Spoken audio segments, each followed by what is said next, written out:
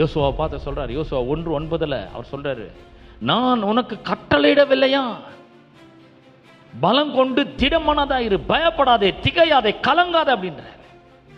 எப்படி சொல்றாரு பாருங்க. ஏன் இப்படி சொல்றாருன்னா, நம்முடைய வாழ்நாள்ல நம்மளை பயம் முறுத்துறதுக்கு நிறைய காரியங்கள் வரலாம்.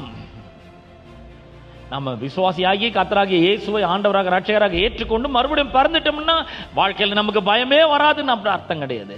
வரும் கண்டிப்பா. பிசாசு ஏதாவது ஒரு விதத்துல ஒரு பயத்தை நமக்கு கொண்டு வருவான்.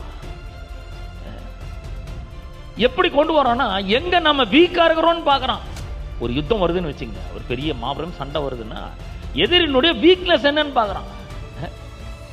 அந்த இடத்துல தாக்கணும், அப்ப ஈஸியா வெற்றி பெற்றலாம்.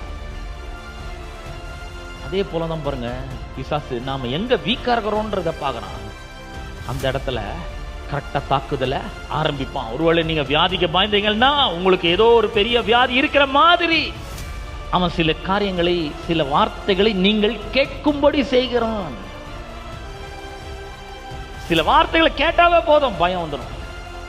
உங்களுக்கு ஞாபகம் இருக்கா? கோலியாத்து இரவும் பகலும் காலையிலையும் சாயங்காலம் 40 நாள் அப்படின்னா 80 முறை இஸ்ரவேல் ஜனங்களை வந்து பயமுறுத்துகிறான், அச்சுறுத்துகிறான். 1 சாமுவேல் 17ஆம் அதிகாரத்தில் நாம இதை வாசிக்கிறோம். 1 சாமுவேல் 17ஆம் அதிகாரத்தில் உங்களுக்கு அந்த வசனத்தை நான் வாசித்து காண்பிக்க விரும்புகிறேன். ஏன்னா இந்த வார்த்தைகளை கேட்கும் பொழுதே அந்த பயம் உள்ளே வருகிறதை நாம் பார்க்கிறோம். சோர்ஸ் என்னன்னா, இந்த வார்த்தைகளை நம்ம கேட்கிறது தான் பயத்திற்கான காரணம். நல்லா கவனிங்க. 1 சாமுவேல் 17ஆம் அதிகாரம் 11ஆம் வசனத்தை நான் வாசிக்க போறேன். 1 சாமுவேல் 17:11 வாசிக்கிறேன்.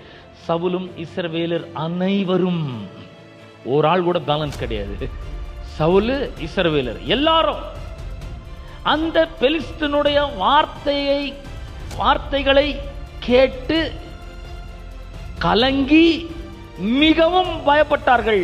அவன் சொல்ற மாதிரி ஒன்றும் ஆகல, அவன் சொல்ற மாதிரி ஒன்றும் எதுவுமே நடக்கலைங்க. இவங்க அந்த பெலிஸ்தன் வெற்றி பெறல. அவன் சொல்றான், வந்து பயமுறுத்துகிறான்.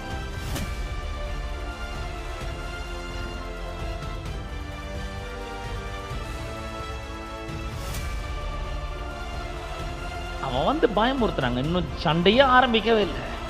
ஆனா சவுலும் இஸ்ரவேல் ஜனங்கள் அனைவரும் இவனுடைய வார்த்தைகளை கேட்டு கலங்கி மிகவும் பயப்பட்டார்கள். பாத்தீங்களா, இந்த வேர்ட்ஸ் எப்பேற்பட்ட ஒரு எஃபெக்ட, தாக்கத்தை நம்முடைய வாழ்க்கையில் ஏற்படுத்துகிறது என்பதை நாம் கொஞ்சம் கவனித்து பார்க்கணும்.